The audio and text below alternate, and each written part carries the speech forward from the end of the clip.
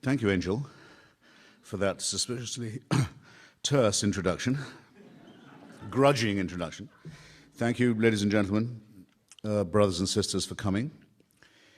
I apologize for the spider bite that makes me limp in this cretinous way to the podium, but this is part of the price that one pays for the mid-peninsula idyll at this time of year.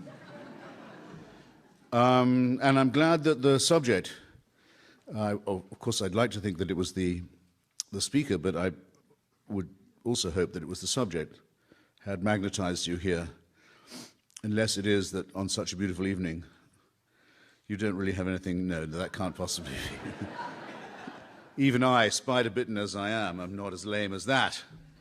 No, look, this is a grave moment, and it's a time to revisit a phrase that became a cliché a little while ago in the hands of our last president, the concept of the axis of evil, and my claim to expertise on this is simply that I am, as far as I know, the only writer to have sampled the different conditions of these three regimes, or samples of regime.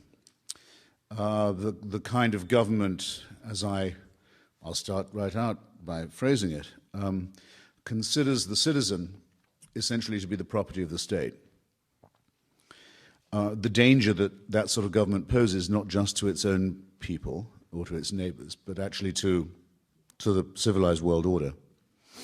And the discrepant forms in which that takes, and in which one might have to think about it and possibly even think about confronting it. And we only have about an hour, I'm told, together, and you can count on me to do most of the talking, or at least that's what I aim to do, either Q&A or directly addressing you. But what I want to do is take no more than the first half, just to give you an idea of what these systems are like and why you should mind, and why you should take an interest. I suppose I'll start with Iraq, which was best described by, has best been captured by, under its old regime form, a brilliant author, an Iraqi English, half Iraqi, half English author called Kanan Makia, who had to write for a long time under a protective pseudonym of Samir al-Khalil, and wrote a tremendous book called The Republic of Fear, which is the best four-word description that one could have of the regime of Saddam Hussein. If you can get hold of it, and you can, if you go back to look at the program that Kanan Makia and Hodding Carter once did for public broadcasting, you can actually get to see one of the most chilling, annihilatingly chilling, actually, videos ever made in the 20th century. It shows the moment at which Saddam Hussein, the actual moment at which Saddam Hussein seized power in Iraq for himself. We don't have that moment in Germany. We don't have that moment in Russia. We know what happened after the Kirov assassination in Leningrad and the opportunity it gave to Stalin to seize supreme power. We know roughly what happened in the night of the long knives, when Adolf Hitler realized that he could massacre every rival of his, not just in German politics, but within his own party, which is always the crucial thing. But with Iraq, we do have the actual moment, and you see it. There's the Central Committee of the Ba'ath Party, perhaps 100 people, are sitting in a very formal array in a conference room. And Saddam Hussein is chairing them from a podium, smoking a large cigar. And suddenly, without warning to anyone, in is dragged between two guards and in chains a broken man, a man who's obviously physically and mentally been utterly destroyed. His personality has been evacuated. And prodded a bit, he stumbles through a confession that implicates himself and others in a plot to destroy the Iraqi Republic, to remove the regime of the Ba'ath Party, and to ruin the Iraqi revolution, the counter-revolution, in other words. He says the regime behind it is the Syrian regime. It could have been anybody. It could have been international Zionism. It could have been anything you like, but he actually implicates, in this case, the Syrian Ba'ath Party rivals. Having confessed for himself, and having begged to be executed for his crimes, having been reduced to a state of complete abjection, the man then says, the following members of this Central Committee were with me in this plot, and he begins to read out their names. Slowly. And as this happens, you can see it, the guards move every time a name is mentioned, and they grab the member of the Central Committee and lead him out of the door. And after about a dozen of these, there's panic. Sheer animal panic starts to spread among those who haven't yet been named. And in the hope that they're not going to be, they start screaming and jumping up and saying, "Glory to Saddam Hussein, our leader, all praise to him, the sun, the moon, the stars of Iraq," praying that it won't be them who are called next. Nothing makes any difference. The harvest just goes on randomly. They're taken off the chessboard and taken out until half of them are gone, and the rest are just limp and done for and almost dying with relief that it wasn't them. It's the most extraordinary live show of a real, for keeps, political purge that you'll ever see. And then there's the second half, which has been seen by much fewer people and was not shown on PBS, where the surviving half are told to go out in the yard and are given guns and are told to shoot the convicted half. Now they're in the plot. Now they are cemented to the leadership. Now, Kanan Makir in his book says correctly, he says, Hitler wouldn't have thought of that. Stalin didn't even think of that, and he thought about these things a lot, about how to get one member of the Central Committee to betray another member and keep them all guessing so that you're the ultimate beneficiary. But this is that added little touch of sadomasochistic genius. This is the adding of The Godfather and The Soprano to the mixture of Nazism and Stalinism that was, in fact, the birth of Ba'athist ideology to begin with, in case you don't know or haven't studied it. The Iraqi Ba'ath Socialist Party was modeled in large part on admiration for European National Socialist and fascist movements, hoped to emulate them, especially in their nationalism against the West. But mutated by Saddam Hussein, it became also one that very, very much admired. He had a great admiration for and grew a special moustache in admiration of the work of Joseph Vissarionovich Dugiashvili, the great Georgian known to us historically as Stalin. So you had in modern Iraq a regime in our own time that was openly and directly modeled upon the two most extreme examples of European totalitarianism. And when I used to go there in those days, it's often very difficult when you come out of a country like this to explain to people quite what it's like when you're there. The atmosphere of terror, the look that comes into people's eyes when you mention the name of the leader, the absolute look of flash of panic.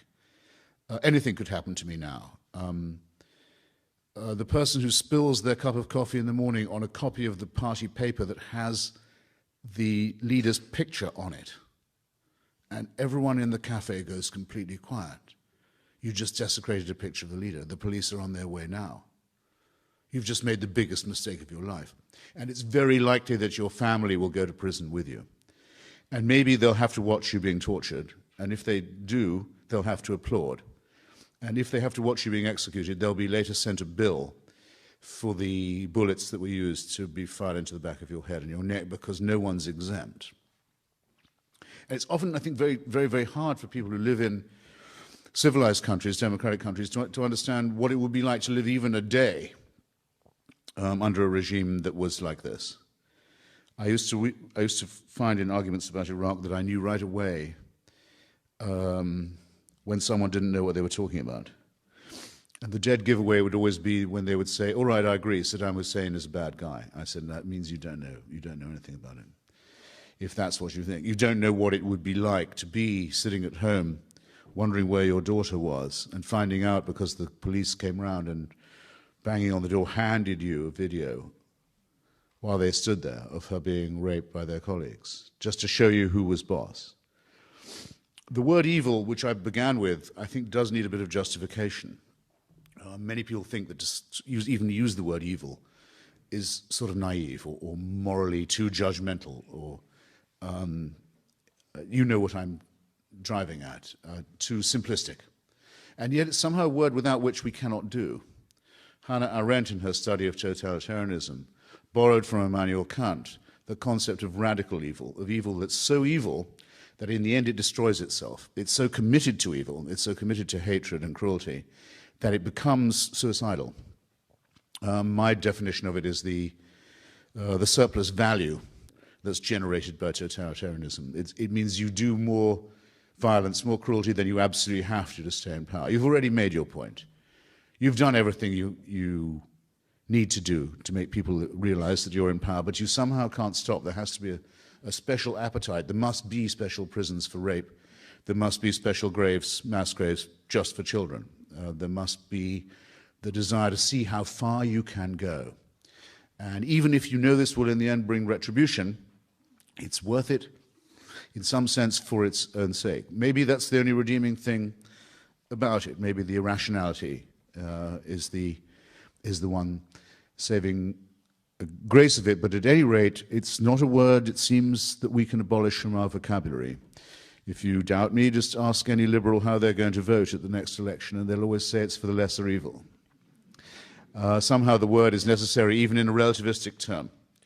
I haven't started with Iraq. I haven't begun to tell you what it's like. The nearest I can come from personal experience would be, I suppose, being present when a mass grave in the Shia districts of the south was being opened, Hilla, near Babylon, just after the intervention in 2003.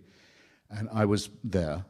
I'd gone with a group of my fellow reporters, and the temperature in Iraq at midday around that time goes well above 100, and you have to be coated in sunscreen at all times, and you're coated in sweat anyway. And it gets in your hair and in your clothes and on your face. You're sort of covered in slime, in effect, protective slime. And that's fine until the wind gets up a bit as the mass grave is being excavated, and you find that you're being covered in a coat of powder, grey powder, which is made of people.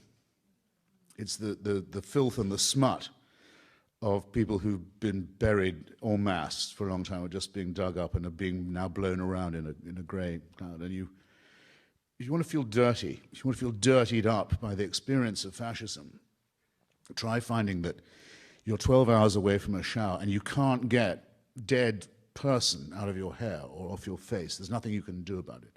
You're stuck with it. You're tainted. You're polluted, and you're living in a country, or visiting a country in this case, which is digging itself slowly out of a generalized mass grave.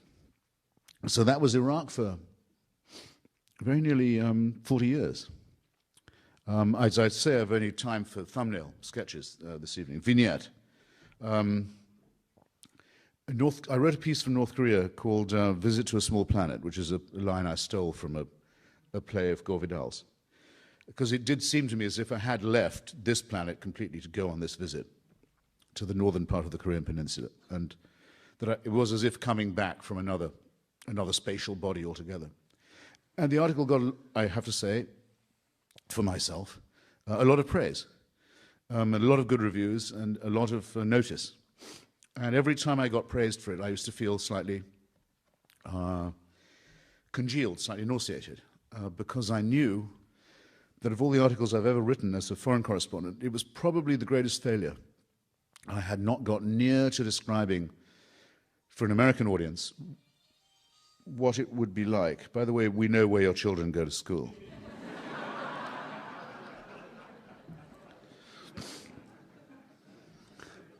What it would be like to be a North Korean even for a day. And I'm not sure I can try it even now. I'll give it a shot. My friend Martin Amis wrote a book called The War Against Cliché. Actually, The War on Cliché. Saying that, as all of us who write and think and speak try to remind ourselves, there's nothing worse than using borrowed phrases. There's nothing, once you've said the heat was stifling, She was rummaging in her handbag. To win 2 Nobel Prizes was no mean achievement. Once you're using someone else's words, and that's part of literary intellectual death. So we try and avoid it. So when I went, I'm reeling back a little here, just to spoodle back. When I went to Czechoslovakia under the old communist regime one day in the 80s, I thought to myself, whatever I do, whatever happens to me in Prague, I'm not going to use the name Kafka. I'm just not going to do it. I won't do it. It's so easy. Everyone else does. I'm not going to. I'll write the first non-Kafka mentioning piece. So I went to this meeting of this then unknown dissident, Václav Havel, and various of his Czech friends and Slovak friends in an apartment in Prague. And we thought that no one knew that he had these visitors coming from America. And so, but someone must have given us away, because it wasn't long before the door fell in, and in came police dogs and guys in leather coats and carrying heavy electric torches and truncheons and so on, slammed me up against the wall and said, "You're under arrest and you've got to come with us." And I said, I thought of saying, "I demand to see the ambassador." I said, "Well, on what's the charge?" And they said, "We don't have to tell you the charge." And I thought, fuck. Now I do have to mention Kafka. Totalitarianism is a cliche. Dictatorship is based on cliched thinking, on very tried and tested uniform stuff. They don't mind that they're boring. They don't mind that they're obvious. Their point is made. And I thought, now you're going to make me do it. Well, multiply that by as much as you can, and you have the following surmise. I went to North Korea, finally got in. Took me a long time, had to go under a second identity, had to pay a huge bribe. I was there, I got there. And I thought, I know what I'm not going to say about North Korea. I'm not going to say it. That school children are marched to school carrying pictures of the dear leader and the great leader. The loudspeakers speak of nothing but the great leader and the dear leader. At workplaces, there are sessions set apart every day for cries of hatred against the United States and the West and South Korea. I'm still not going to do it. They won't make me say 1984. They just won't make me do it. But eventually they make you do it. You have to, your mind just adjusts to it. The North Korean state was founded in 1950, 51. That's the year 1984 was published for the first time.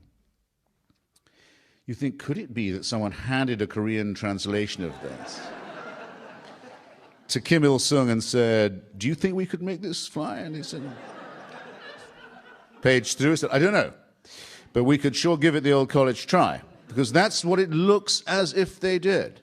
There is no private life for a North Korean. There isn't a moment when you are not either on parade or, when you're not on parade, told to stay indoors. You're not wanted, stay at home, you're under curfew.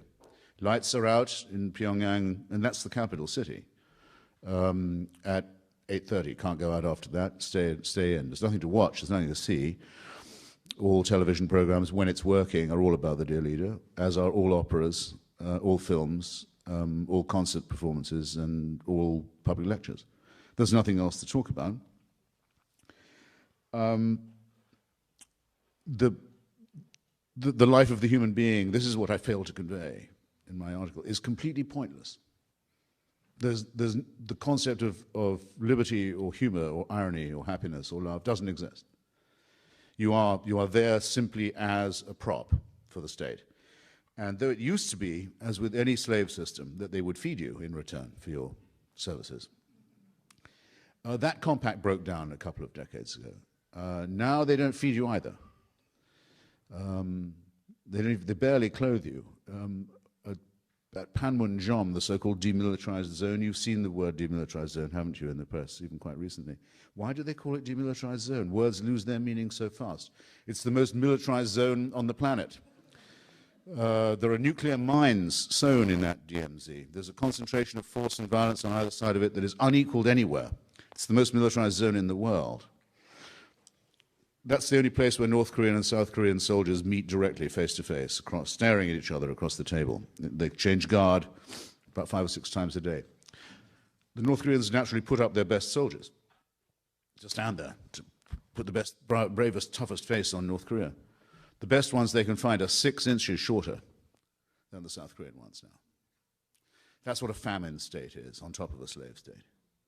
We now have millions and millions of North Korean children totally stunted in mind and body, who will have to be dealt with at some point, who have been raised to believe that they live in a regime that is run by a god. And I must just indicate, I was going to do this later, but I'll say it now.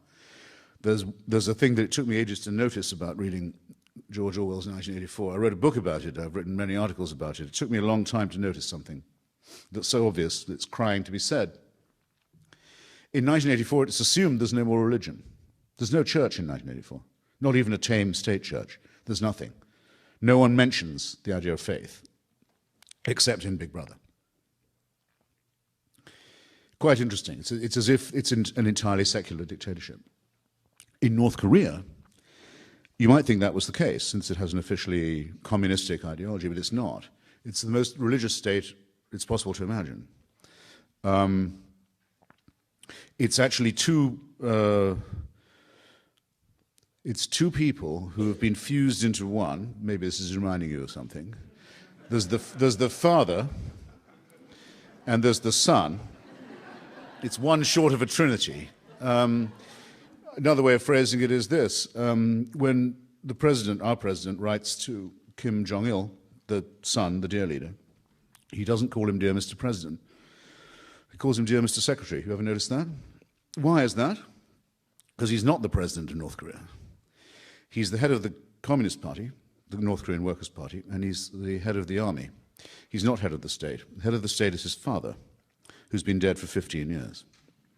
So it's a necrocracy, if you like. Or a mausolocracy, or a thanatocracy, in which the one has been fused into being with the other, and where both of them are said to have had miraculous births, attended by miraculous phenomena, such as, for example, birds singing in Korean when they were born. So that this is possibly the most theocratic country I've ever seen, or that there has ever been, where the only duty of the citizen, starving and stunted and enslaved, as he or she may be, is the worship of the leader and of the leader's father. I'm not quite sure how far I've trespassed on my time, and maybe someone would give me a wave. You have another 2 hours. You're so good. Well, I should say a few words about Iran, which is the one I've visited most recently, and which is maybe the one that's nearest the front of our minds. The Iranian people were converted to Islam not very much longer after the conquest of the Arab world by Islam, but they refused to adopt the Arabic language, and it's a great point of pride to them that Persian culture and the Persian language and Persian literature survived the conversion to Islam, and the conversion to Islam also was, for most of them, not the Sunni majority form, but the Shia one. So there's a great discrepancy between Iranian society and many other of what we think of as Arab Muslim states and systems. And there are many, many, many discrepant views within the Shia theology about what's the proper role of religion in society or in the state. Should it rule now? Should it claim to govern people in the here and now? Or should it wait until the Messiah, the 12th Imam, comes back, and would it only be then appropriate for religious rule to bring about a world of universal justice and vindication? This is a very live argument in Iran and among Iranians, and has been for a very long time. But since the advent of the Ayatollah Khomeini, sometimes called the Iranian Revolution of 1979, I would say myself the Iranian counter-revolution, since the entire people of Iran and every layer of Iranian society took to the streets to overthrow the Shah, only to find that their revolution had been taken from them and hijacked by a clerical caste, who then used violence against all those who had helped them to overthrow the Shah and imposed a dictatorship of their own. I believe that's better described as a counter-revolution than a revolution. There was a revolution anyway, but ideologically, the version of totalitarianism I'm talking about here has a religious name. Unlike Iraqi Baathism or Kim Il-sungism, it has a directly mainstream religious name. It's called the Velayat-i Faqih, the guardianship of the jurist or the cleric. Originally invented to say that orphans, children, mad people, lost people were to be looked after as wards of the state. Khomeini decided that this velayat should be extended to everybody. Everyone in Iran is now considered to be a child, with a paternal authority vested in the Guardian Council and the Supreme Leader. And they're supposed to be grateful that they can never, for a moment, not be afforded this wonderful protection. The father who will never go away, the father who will never quit caring for them. It's ironic, I think, that this should be the case in Iran, and I think that those who proposed the idea and kept it going for the last 2 decades failed to notice something exactly to do with paternity. The Iranian people lost, we think, at least 1 million, maybe 1.5 million young people in the terrifying war that they waged with Saddam Hussein. In order to make up the numbers, after this very depleting war, the Ayatollahs promised Iranian mothers very large subsidies if they would breed more children, which they did. If you had a large family, 4 or 5, you get a great deal of state subsidy. The consequence is what I call a baby boomerang. There are now, we think, probably more than 50% of the Iranian population is under 25. And it's rather outgrowing the tutelage of parenthood. And so the mullahs have, by accident, by unintended consequence, brought about a generation that doesn't like them. In particular, among the females. So that the moment is coming, I think it may already in fact have come, when the Velayat-i Faqih will no longer work. But in the meantime, the appearance of an open society, not an open society, but a relatively open one when compared with Saddam's Iraq or North Korea, but where all is allowed, but all is guided, and all is finally decided by a Guardian Council, has reached the point that Lenin described, excuse me, the point that Lenin used to describe as a revolutionary situation, viz., a situation where the old order cannot continue in the old way, is unable to do so, and where those whom it rules do not wish, have no further desire to be ruled in the old way. So the crisis of totalitarianism with which I began is now where I'll stop, because I've just got the relevant signal. And to say that there is, and we must hope that this is a constant finding. We may be flattering ourselves as mammals and primates, but it could be that there is something incompatible between us and our needs and our desires and our nature and the idea of a human system that can guarantee everything, that can control everything, that can know everything, and that can control and know and run everybody. And on that hope, we must repose our own hopes. So thank you for being my prisoners, and I look forward to being your hostage in the next half. Thank you.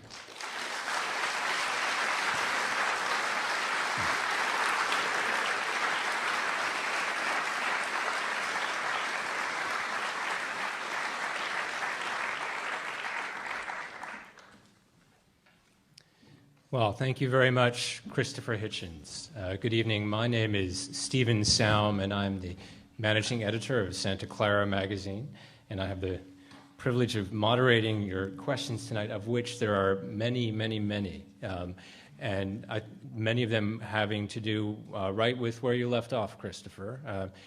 Are you hopeful about what's happening in Iran right now? Yes. I have a lot of contact with Iran through former students of mine, friends of mine, through the email system. There was a wonderful photograph this week of the Iranian Revolutionary Guards going house to house in Tehran and piling up satellite dishes which they'd smashed in the back of their trucks. Lots of luck to them. It's too late. In Iraq, under Saddam Hussein, it was death to possess a satellite dish, and people didn't. was too risky. For a while, it was death to possess a typewriter, because it meant you could type out something twice and pass it on. It worked, in fact. Iran is too big. Tehran is too big. It's swollen with immigrants who are fleeing the countryside.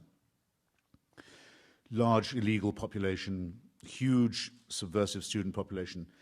I'm delighted to see they keep on trying to smash the satellite dishes. It won't work. I hardly know any Iranian who doesn't have, because of the exile, the diaspora, at least one relative overseas.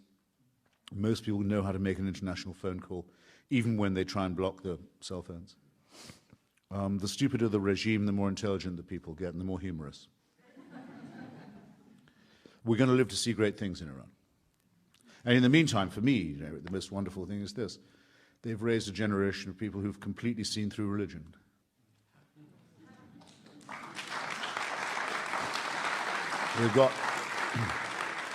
They've got no more use for these verminous mullahs at all. It's a wonderful thing to see. So a number of questions ask, what do you think U.S. policies should be toward Iran and in conjunction toward North Korea? Some folks, of course, worrying about an Obama administration that would be more likely to fall victim to appeasement. Well, the problem is this. There are two, not tracks, there are two clocks ticking in Iran. One is the democracy movement clock, which is ticking now faster than it was, but it's got a lot of catching up to do. And the regime, remember, still has the monopoly of violence. And the Basiji and the goons who they employ may only represent 5 to 10% of the population. I'm sure not more, but they do have a lot of force at their disposal, and they're very ruthless. And then there's the clock that's ticking towards nuclear weaponry, towards where these same goons will have nukes. Unless everyone here is very, very much unlike me or very much younger, they'll have had the fear in their life that one day a madman or a mad regime will get hold of a nuclear weapon. Well, you're about to find out what that feels like. And now that's where we can say that's not their internal affair. Iran has sworn repeatedly before every international body, the European Union, the UN, the International Atomic Energy Authority, it doesn't seek nuclear weapons, but it's lied. It's been caught lying. It's developing them very fast. It's going to use them for nuclear blackmail, not against Israel, in my opinion, but against neighboring Gulf Sunni states like Bahrain, which it will claim as its Kuwait. And then it will say, we walk into your country, what are you going to do? What's the West going to do? What's the UN going to do now they know we've got nukes? I was in, sorry if I bang on about this, but I think it's very important. I was in Beirut the other day. I got into a punch-up with the Hezbollah, the Iranian client in the region. The Hezbollah, their election rallies, they lost very badly in Lebanon, by the way, I was pleased to see, as I think they did in Iran, by the way, if the truth were known. But you couldn't help noticing at the election rally that the Hezbollah symbol now is a nuclear mushroom cloud. That's the party symbol, with some Islamic words written underneath that I hardly need to translate to you. Now remember, the Iranian regime still says it doesn't seek nuclear weapons. That's its official public position, but they forgot to tell Hezbollah that was the line. And indeed, when Mahmoud Ahmadinejad the other day presided over the launching of some missiles that they were testing, he said, by the way, this also vindicates our nuclear program, again forgetting in public, as president, you're not supposed to admit that. They've solemnly sworn they don't. So among the crimes that would be committed if they were allowed to get nuclear weapons is no international law of any kind or any resolution of any international body would be worth a dime if they could tear it up that easily and just laugh at us. So the question is one for, not for me, but for everyone, or for the president, but for everyone in this room. Which do you think is worse? That the mullahs get a bomb after the way they've behaved to their own people and to their neighboring countries, and the way they intend to go on doing so, or that they be told that they can't have a bomb, and that we'd accept the logical and probable consequences in either case. You don't have to answer now, but you do have to ask yourself. There's a question here that asks if you were to wear a button defining your politics, what would it be? And I should note, you are in fact wearing something on your lapel this evening. Our radio listeners can't see that, so maybe. This is the flag of the largest people in the world who don't have a state of their own, the Kurds. There are 40 million Kurds, we think, in Iran, Iraq, Turkey, Syria, some in Lebanon. It's the largest national ethnic group that doesn't have a state. The Kuwaiti royal family has its own vote at the United Nations. The Kurds, with 40 million, don't have any representation at all. So I wear it in solidarity with them and in solidarity with the autonomy that they've managed to build in liberated northern Iraq. Now, you've written that the next Middle East war involving Israel, Syria, Iran, and Hezbollah will take place on Lebanese soil. You mentioned that you're just in Beirut. So you see any way in avoiding this, or? Well, the dress rehearsal of it has already taken place there, via Hamas and via Hezbollah. The encouraging thing in Lebanon, at any rate, is that there's a majority, and it was proved again the other day, that believes in civil society, separation of religion from state, good relations with Europe and America, free press, unveiled women, and no private militias within the state, only one national army.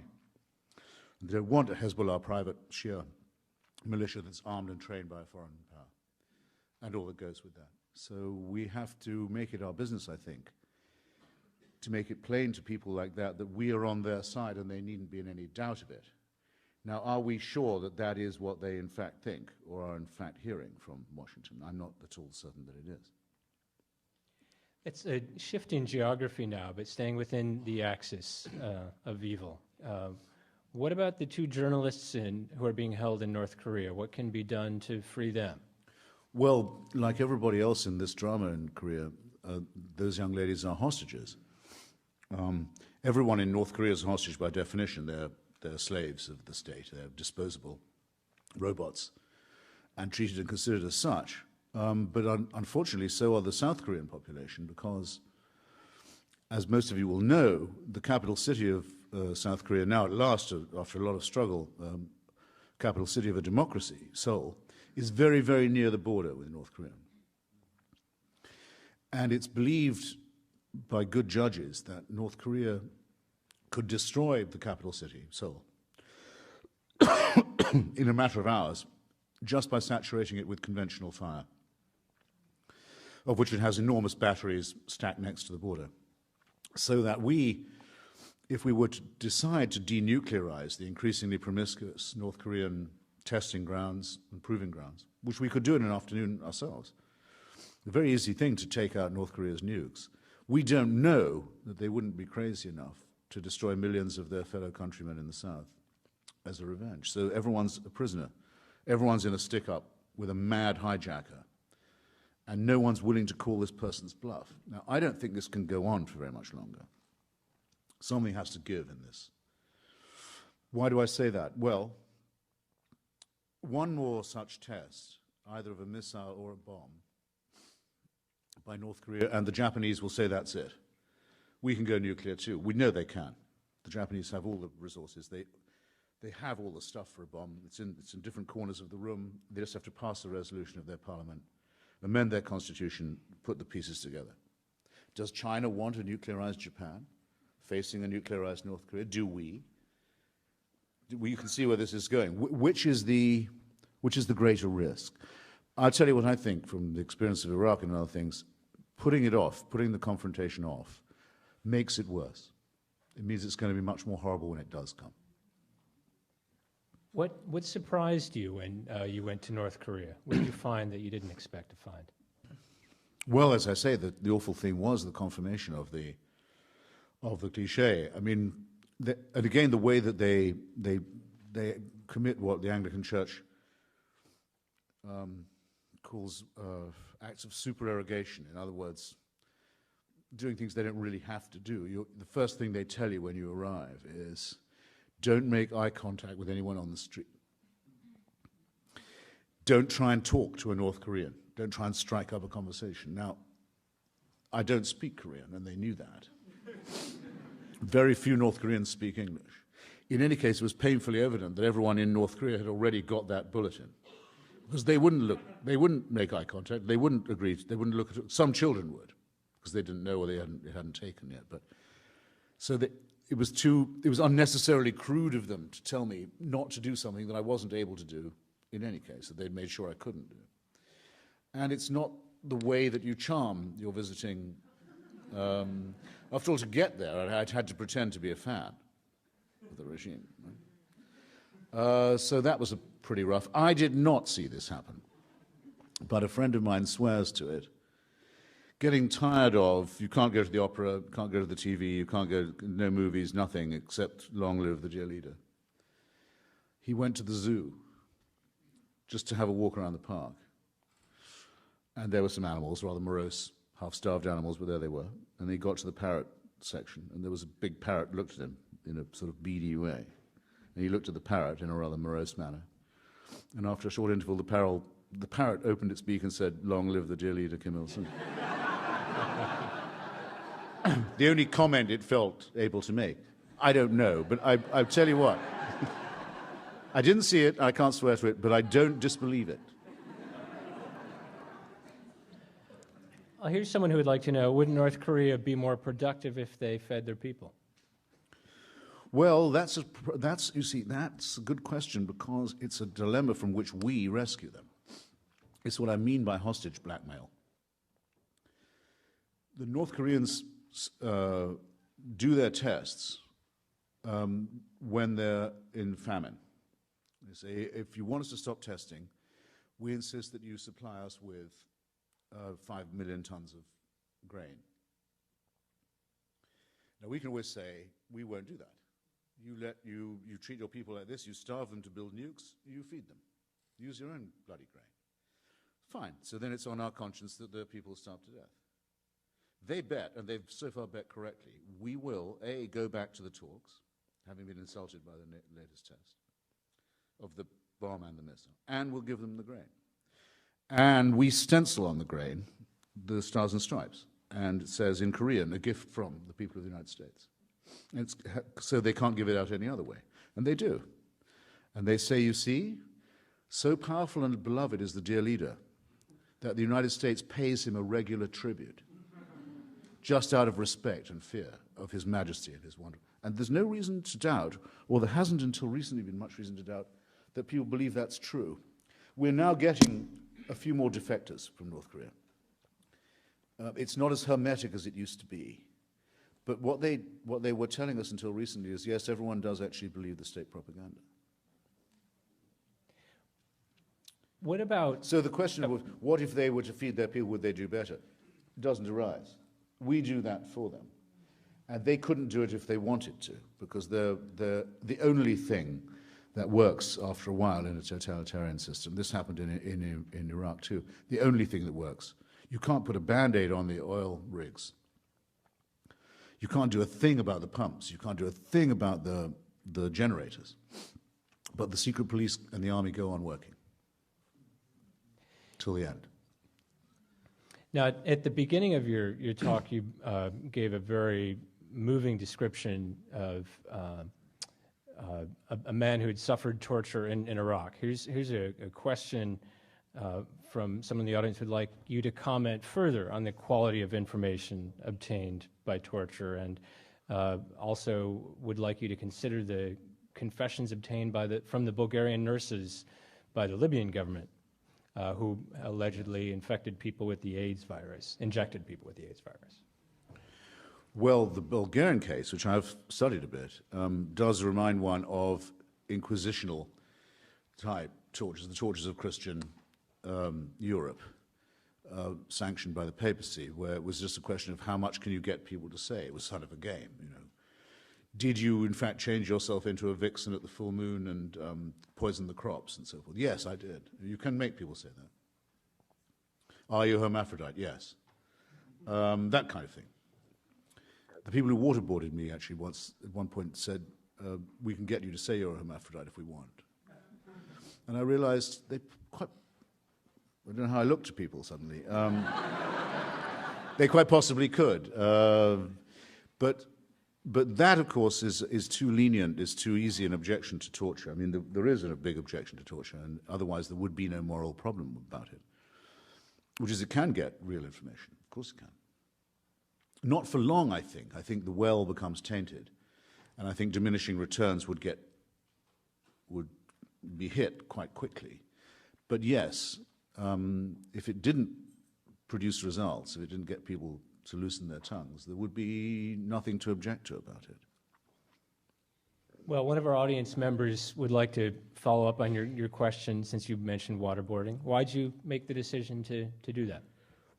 Well, because I thought that there'd been enough argument on every side of the case about should torture be used, are there exceptions, is it torture anyway, within the real meaning of the act, does it violate the Geneva Convention, and so forth, that was becoming boring. It was becoming a routine argument. And so the only way I could think of breaking into the argument and trying to reopen it was to subject myself to it and say, well, or have myself subjected to it, rather, and see what that taught me, which was actually quite a lot. So what did your colleagues and family say when you told them that you were going to do that?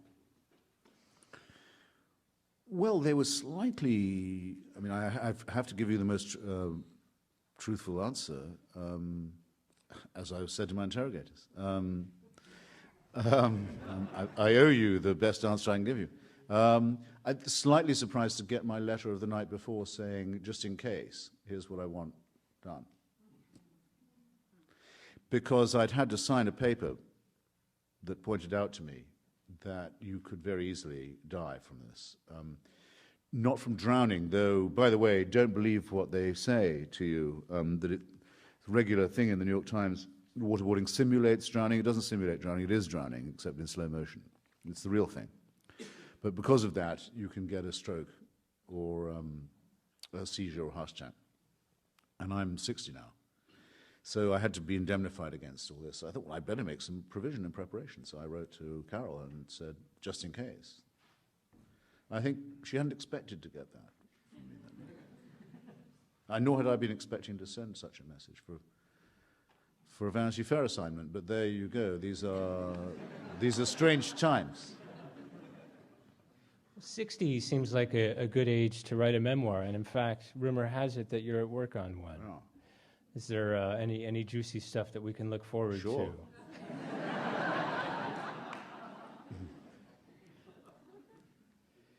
Well, you spend a lot of time traveling to exotic places.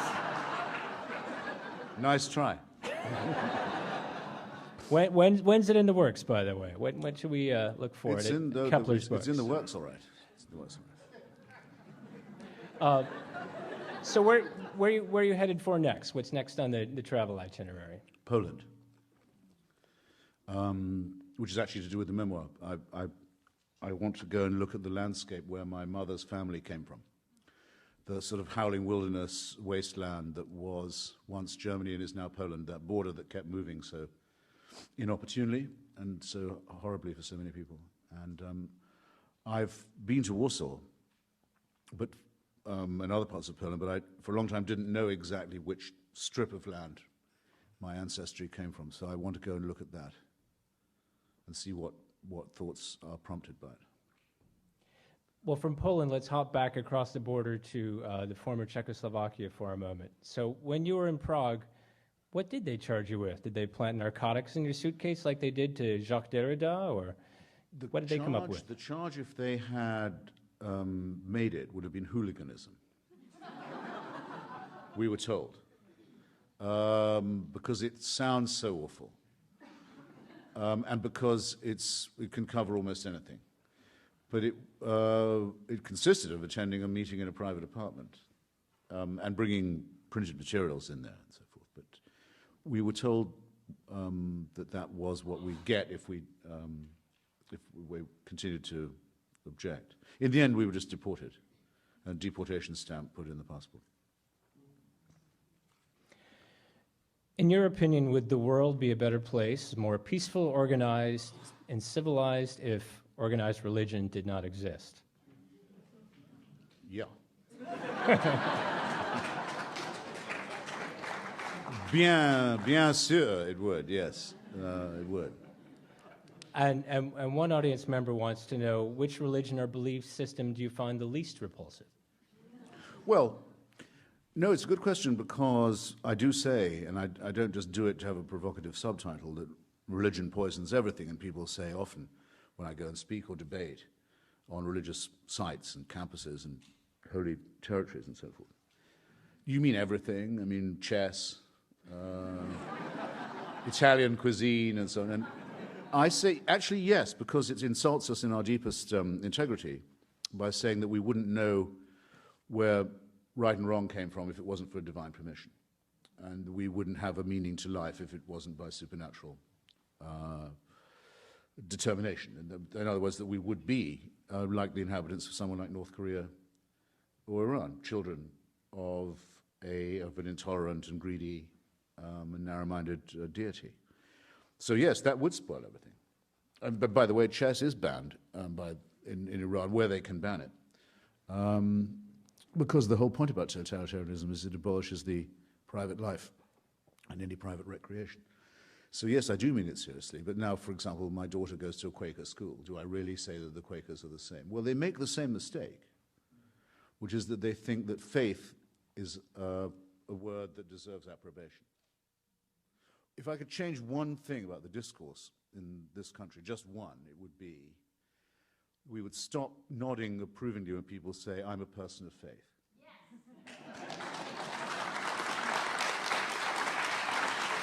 Because what are you nodding at? The guy who you know is a glib asshole for saying it in the first place would, even if he was a sincere asshole, would be saying, I hope you like the fact that I'm willing to take an enormous amount of very important stuff completely on trust without any evidence of any kind. I say, I'm not going to admire that. I think that stinks. So, and I'm afraid the Quakers are just as guilty of saying that faith is a good thing, whereas in fact it's the most overrated of the virtues, if it's a virtue at all. This may or may not be a related question. Have you ever hiked the Appalachian Trail or been to Argentina? Argentina I've done, and there's a very odd bit of the Appalachian Trail near the Housatonic River in Connecticut, where I had a brief stroll on the 4th of July 1977 until the mood for exercise left me again. But Argentina changed my life. Argentina, big deal, Argentina. How so? Well, I was there during what's now called historically the Dirty War, the period where the death squads, the Escuadrones de la Muerte, were roaming the streets of Buenos Aires and picking people up, and the word desaparecido came into our language, the disappeared, using the disappeared as a verb. He's been disappeared, or she's been disappeared. And watching that and interviewing some of the people who'd been victims of it and then meeting some of the people who'd been doing it was a huge thing for me. And, well, one you say, why did it change my life? Well, the article I wrote about it for the New Statesman, my old socialist journal in London, made Victor Navarsky of The Nation write to me and say, did I want to have a job at The Nation in New York? And I said, yes. So it changed my life in that way, and then the other way it changed my life was when Mrs. Thatcher sent a fleet to bombard and overthrow these scumbags. I was on her side, which I never expected to be. But where would history be without ironies, and why would it be worth studying? Well, speaking of history, you've written a pretty compelling article recently calling for the return of the Elgin marbles. Elgin. Elgin marbles. They're not Tanqueray. They're not even Gordon's. Now you'll remember. We'll get some other questions about drink later. So do you think it'll happen in your lifetime? Yes. I'm sure it will. Now, the other day, not of course because, but just The Guardian newspaper in London, very well read paper, one of the last not to have gone tabloid, had a poll. It very much surprised me. It was almost Saddam Hussein-like. Should they go back to Athens or not? 97% said yes. I was surprised by that. I knew the majority had been going up. For most people, the argument's completely over, for the obvious reason that if, say, the panel of the Mona Lisa had been sawn in half during the Napoleonic Wars, which it could easily have been, many artworks were, and one bit of it was in St. Petersburg, say, and one in Lisbon, there'd be a very big demand, I think, now, to see what they'd look like if they were put together.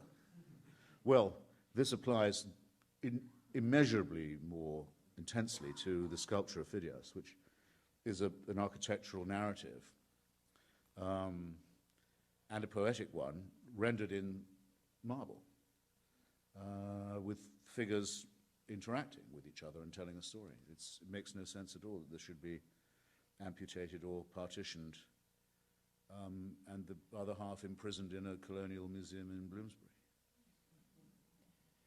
We have a number of questions, curiously enough, about your favorite things. One wants to know things you can't live without when traveling. And one person, one well-informed audience member, of course, wants to know what your favorite whiskey is. Well, I don't see what the difference between the two questions.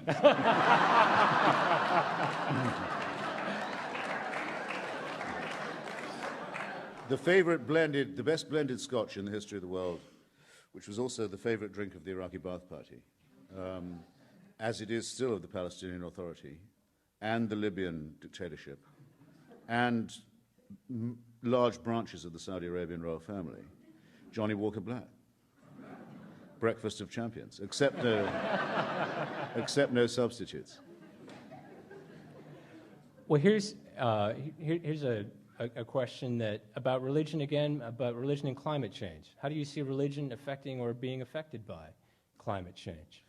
Well, I've noticed that the more flooding there is, the more bullshit gets taught. I mean, it was very noticeable in the Asian tsunami. Sri Lanka, which is a country I know a little bit and care about, it happened, as you remember, around Christmas, New Year. The Buddhists said, we knew this would happen because of the horrible Muslim slaughter practices.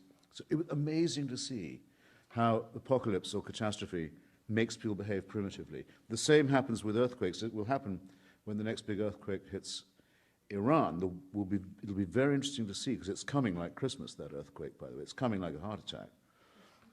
Whether the government gets blamed for spending all its resources on nuclear weapons and building underground bunkers. By the way, those nukes will be in underground bunkers when the earthquake hits, just the place where you want them to be. Or whether people will say it's because we haven't been sufficient in our devotions to Allah. But there will be those rival schools.